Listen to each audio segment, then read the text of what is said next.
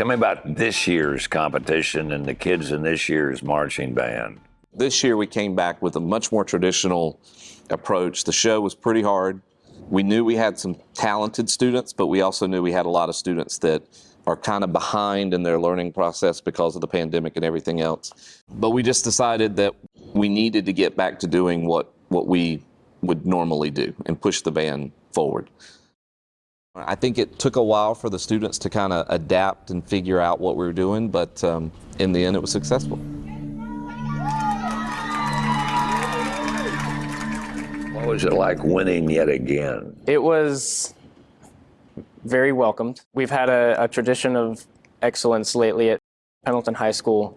I'm still getting the feel for the high school, but I'm excited to know that we made it. We did it. You've won the state championship every year you've been here. Yes, sir. All right, tell me a little bit about the preparation for that. What goes into getting ready? Regardless of it being a competition or not, we practice a lot. And we go into sectionals, like Mr. Moss takes the brass and our other director, Miss Walters, takes the woodwinds, and they go in and they practice together. Because part of what you do is you perform at the football games. Yes. We perform at the football games. We play the national anthem in the alma mater. Halftime, yes. So like we all get in a little arc and we do some warm-ups, and then we also play some of our show. And how long are you preparing to do the show that you compete with? Is that something that starts at the beginning of the year with this, the ultimate goal? Marching season, or we could call it band camp, starts in around late July and it ends at the very end of October. All that time is to prepare for this thing that you'll take down to the competition. Yes, sir. What was the theme this year? All the Lonely People. It was from Eleanor Rigby, from the Beatles. From the what? The Beatles. You're too young to know anything about the Beatles. I know what the Beatles are. What goes into deciding what you're going to do for your show? I have a great staff here, and we kind of come up with a show every single year. For me, and I generally take the lead on that, it's just something that just kind of hits me. I may see a prop, or I may see a piece of music or listen to a piece of music and go, that's what we're building it around. I didn't want to do character stuff anymore. And honestly, I just wanted to kind of challenge myself as a designer. We built the show around circles. Circles in marching band can be hard because they're hard to make. You know, it's much easier to make straight lines. And it's hard to make a prop that's a circle. Like, it's much easier to make a stage that's a square. And so circles are kind of hard. So we built the show around circles. And then we found this great arrangement during the pandemic. A young guy named Cody Fry did an arrangement of Eleanor Rigby during the pandemic, and it was about the lonely people. And he had internet people submit voices from all over the world, and he grouped them together. And we love the arrangement. It was nominated for a Grammy last year. And so I love that piece of music. And so we took that piece of music, found the parts we kind of like, sent it to our music design team, which are Brady Hartness and Leslie Gilreath, who do a great job of designing the music. And they came up with a cool show, and then we just came up with the circles and what to do with circles and dots and how to make it into a show. We have a clip here of our band at State. This was at Spring Valley High School, and our show is called All the Lonely People, the music of Eleanor Rigby.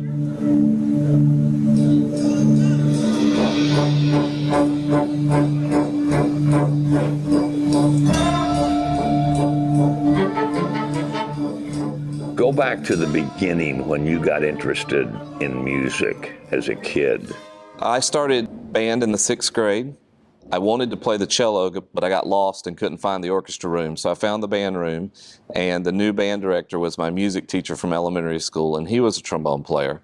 So Mr. Henson said, "You're going to be a trombone player," and that's what happened. Started to do a lot of auditions for different things, region band, all state. I played in a youth orchestra, played at church. Just anytime an opportunity came to play, I liked to do it. When you're in high school and you're in the band, at some point did you decide, you know what, I want to do this permanently and I want to major in this?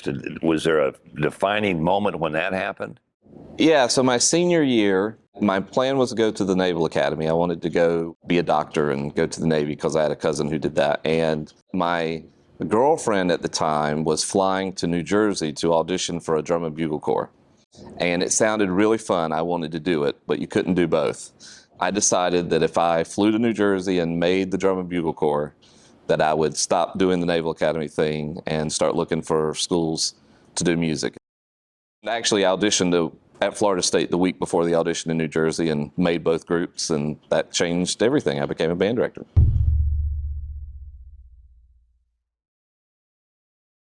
Drum and bugle corps still exists all over the world, but we have some really great championship level groups here in the United States, and they compete during the summer. It's just brass and percussion. Through my drum and bugle corps experience, I think I went to 45 of the 50 states, so got to perform all over the place and learn to teach. Like that's where I learned to teach. Really? All right, so when it comes time to get a higher education, what are your options? Well, I kind of assumed at first I would go to Furman or Carolina because those are the two great music programs here in state, but Florida State offers National Merit Scholars full scholarships, so I was a National Merit Scholar. So for 4 years, you play the band at the university, at Florida State. That's right. And with the goal of ultimately becoming a professor of music. A band director, yeah. And you graduate, and now what job openings are available to you? Because I wanted to be a band director, I wanted to learn more about color guard. Color guard is the people that dance and spin flag and rifle and stuff. So I marched in a winter guard, and when I was finishing up Florida State, Burns had some issues getting staff in for color guard, so they wanted me to come and teach that. So I came for a year and taught color guard just to try to help them out and get the program established.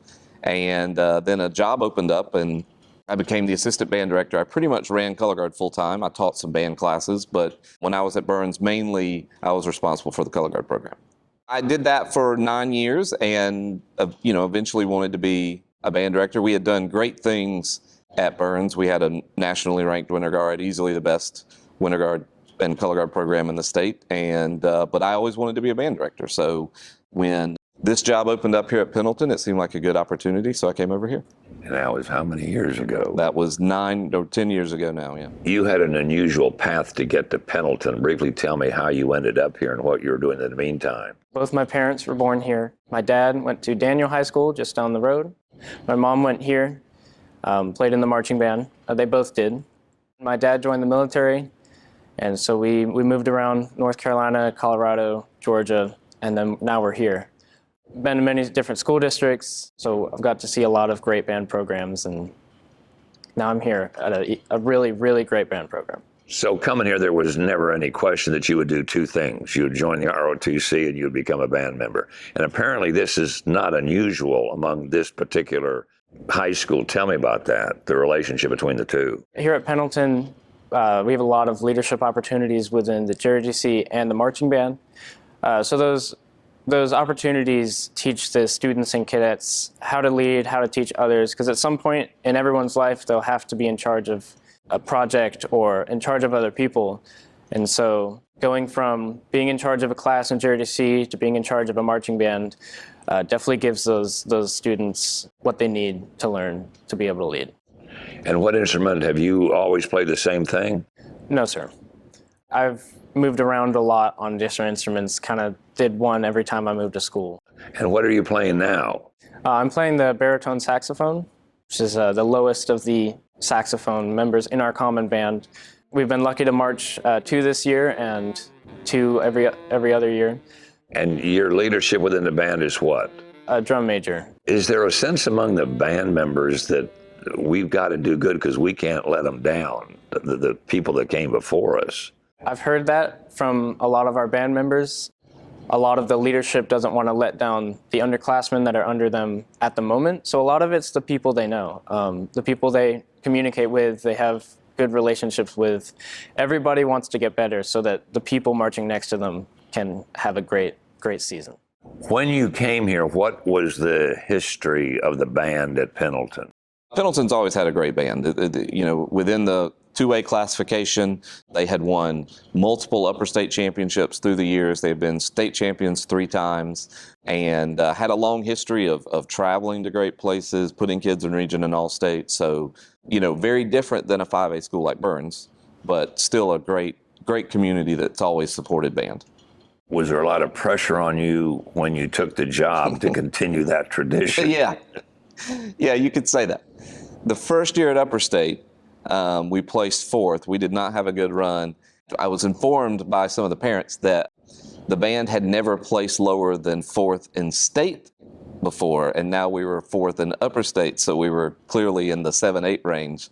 That was a lot of pressure, but we had struggled through a lot of things. The kids had struggled a little bit to communicate with me, and I had struggled to communicate with them. And then the last week, we just kind of concentrated on performing well, and we fixed a couple of things. And the next week at state, we won state. Your first year? That's right. Band mums and dads were.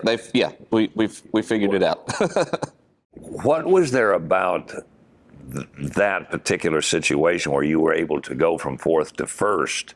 What did you learn from that? When you think about a traditional marching band, if you think about like a college marching band, you think very uniform and making shapes and that type of thing. And here at Pendleton, they had a tradition of being very different and doing costumes and doing lots of acting.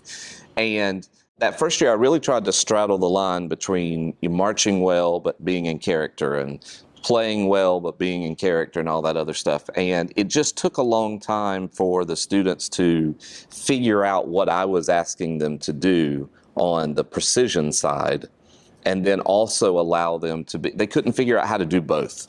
And I think that last week, once we finally got all the show in and the fixes in, and they finally knew what I was asking them to do, then we just spent a week working, not so much on learning things, not so much on cleaning things, just learning to perform and communicate. And, the students that year, I think they would all agree, the performance at state wasn't great from a precision standpoint. But when you watch the video, you can tell that they're having a ton of fun. The audience liked it, the judges liked it, and that ultimately led them to win. And then every year it's expected to repeat. Oh, yeah. Tell me about your involvement in band and music and what got you interested. I never really thought that I would be so involved with band. I just picked up an instrument and started playing it, and I didn't really think I was going to be drum major until I saw so many people with a deep passion, especially my first drum major, my 8th grade year. She showed me everything, and I wanted to be drum major. And I auditioned last year, and I got it. So tell me about picking up an instrument. Do you come from a musically inclined family? Not really. I think 2 or 3 of my family members did play instruments. One was in percussion, and 2 played saxophone. So tell me the story about where did you get your first trumpet and picked it up and played it? They show you instruments and they let you play them and pick out which instrument you want to play. And I picked the trumpet. How big a deal was it to win state yet again?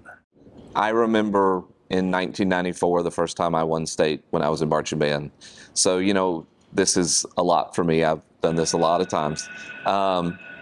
But it's special to see the new kids and see the sophomores who are won it 2 or 3 times in a row. We have students in the band that this is their 4th state championship, that they've never lost state. It's fun to see all that. And it's fun to see the community respond. We do some great things here. Last year we had the best oboe player in the state win to Pendleton High School, first chair all-state band. But it's hard for people to really know that. But I think everyone knows what state champion means. They see on Facebook and they see in the community. And I think that makes it pretty special that people kind of recognize what these students work on, because they work really, really hard. How are you told you won? From the awards ceremony at the very end. And so what you don't want to hear is your school hollered out early. Yes. I was just kind of like holding it in my heart, hoping that we actually won. And we did, so I'm very happy.